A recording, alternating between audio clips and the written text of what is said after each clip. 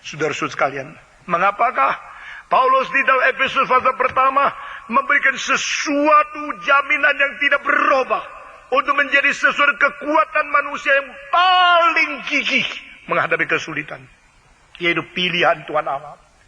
Allah memilih, predestinasi.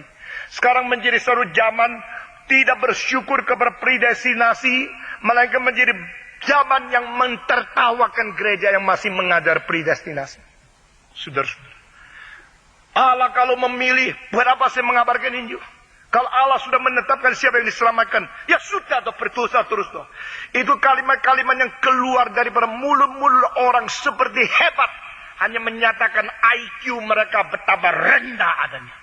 Saudara-saudara, kalimat-kalimat yang menyatakan ambisi manusia seperti tidak perlu lagi akan predestinasi, hanya menyatakan diri berapa malu, berapa jauh dari Tuhan. Ada pengertian mereka dari Alkitab. Saudara-saudara sekalian, Paulus mengatakan kalimat-kalimat dengan ucapan syukur dan doktrin predestinasi yang paling penting ayat-ayatnya justru berada di Efesus pasal 1. Saudara-saudara, kalau pernah ikut belajar di streets, siapa yang pernah belajar di street? Coba angkat tangan, saya lihat.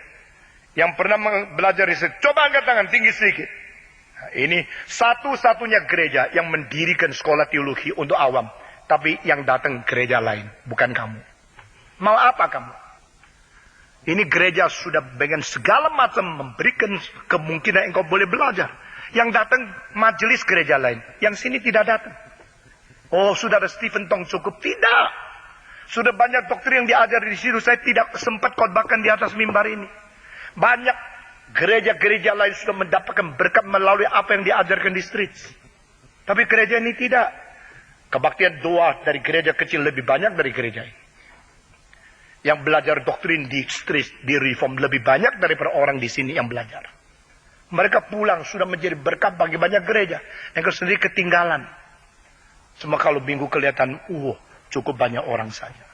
You harus belajar sendiri. Harus menuntut. Sebagaimana engkau nuntut uang, coba pakai hati yang sama nuntut kebenaran. Sebagaimana engkau menuntut bahagia dunia, coba bagikan sedikit untuk menuntut firman. Supaya engkau bisa maju. Saudara-saudara sekalian, Paulus memberikan satu jaminan kepada mereka bahwa bagaimanapun dunia berubah, engkau tidak usah takut. Karena engkau adalah orang yang dipilih oleh Tuhan. Nah, ini penting sekali. Saudara-saudara sekalian, kita kembali kepada waktu reformasi. Mengapa zaman reformasi, khususnya orang reformator, khususnya lagi adalah Calvin, begitu mementingkan predestinasi dan doktrin pilihan. Karena di situ menjadi sesuatu pengembalian keinsyafan orang Kristen bahwa kita adalah orang-orang yang tidak gampang digoncangkan oleh orang lain. Saudara-saudara, sebelum Calvin kira-kira 1000 tahun, ada seorang bernama Eusebius. Dan Eusebius mengatakan satu kalimat, yaitu di luar gereja tidak ada keselamatan. Di luar gereja tidak ada keselamatan. Kalimat ini telah menjadi sesuatu hal yang membuat Roma Katolik makin lama makin sombong. Karena di luar gereja tidak keselamatan. Karena keselamatan berada di Injil. Injil diberitakan oleh gereja. Dan Yesus ada kepala gereja.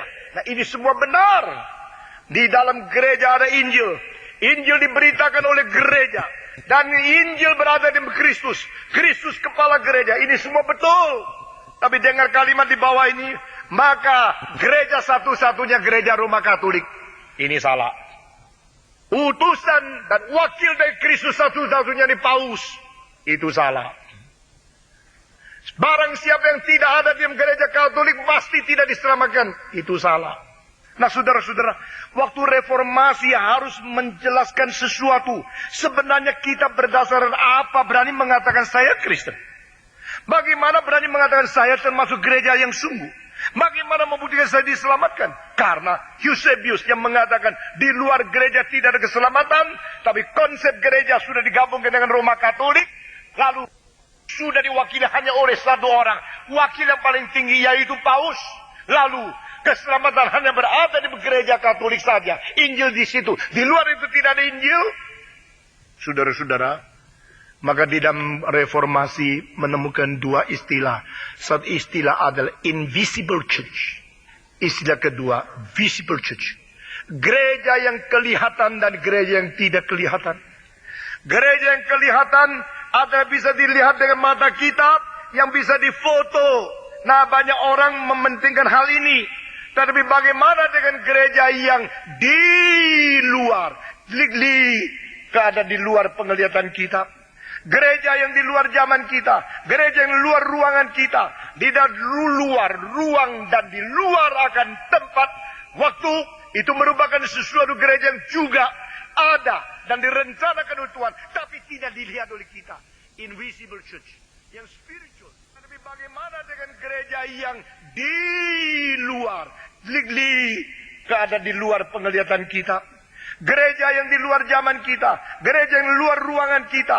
Di luar ruang dan di luar akan tempat waktu. Itu merupakan sesuatu gereja yang juga ada dan direncanakan oleh Tuhan. Tapi tidak dilihat oleh kita. Invisible church. Yang spiritual. Yang eternal. Yang supra. Space and time. Yang melampaui ruang dan tempat. Gereja termasuk orang yang sudah mati yang belum datang. Gereja termasuk mereka yang belum dilahirkan. Gereja termasuk orang-orang yang besok-besok juga akan mendengar Injil dan bertobat.